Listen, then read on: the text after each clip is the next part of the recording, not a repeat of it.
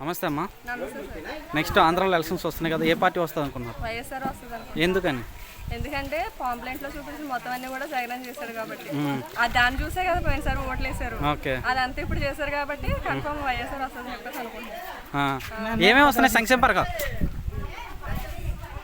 సంక్షేమ పథకాలు అయితే అమ్మఒడి, విద్యాదీవెన, వసతి దీవెన, విద్యార్థుల విషయంలో ఇది జరుగుతుంది. పెన్షన్ మెయిన్ అయితే పెన్షన్ విషయంలో అయితే ఇంకా ముసలి వాళ్ళు అది బాగా చూసుకుంటున్నారా దాని విషయంలో అని చెప్పేసి చెప్పచ్చు. నెక్స్ట్ సురక్ష యోజన ఇవన్నీ మంచిగా వస్తాయని చెప్పేసి. అభివృద్ధి పరంగా చూసుకుంటే మీ ఊర్లో అభివృద్ధి కార్యక్రమాలు ఏమేమి చేశారు? సచివాలయం చేశారు. నెక్స్ట్ వైద్య మనుషులు హాస్పిటల్ ఇవన్నీ పెట్టారు కదండి, ఇవన్నీ కూడా బాగా డెవలప్ చేశారు. రైతు భరోసా, నెక్స్ట్ ఇంకా రోడ్లు వేసారమ్మా? రోడ్లు వేసారండి. మరి చంద్రబాబు నాయుడు వస్తే ఇంకా ఎంతకంటే ఎక్కువ పథకాలు ఇస్తామంటున్నారు.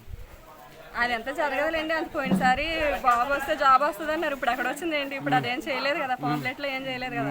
ఇప్పుడు ఇతను చూపించిన ఎన్ని చేశాడు కదా, ఇంకేంటి మరి మనకి? ఇతను చెప్పినవి చేశాడు, చెప్పినవి చేసిన వాళ్ళే కదా నమ్ముతాం ఎవరైనా. మరి పవన్ కళ్యాణ్, చంద్రబాబు నాయుడు, బీజేపీ కలిసి వస్తున్నాయి కదా, ఎలా ఉంటుంది అంటారు? ఎన్ని కలిసి వచ్చినా సరే ఇతను సింగిల్ గా ఉన్నా, వాళ్ళు సింగిల్ గా ఉన్నా సరే, వాళ్ళిద్దరు కలిసినా సరే ఏం చేసేది లేదు. అది పోయినసారి కూడా మనం చూసాం.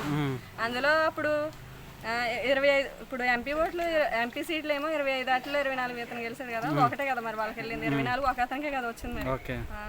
అప్పుడు చూపించారు పాంప్లెంట్లో, అది ఇప్పుడు చేశారు. ఇద్దరు కలిసినా సరే ఇంకా అదే చేసేది జరిగేది. జగన్ 170 వస్తాయంటున్నారు, ఎంత నిజమేనా?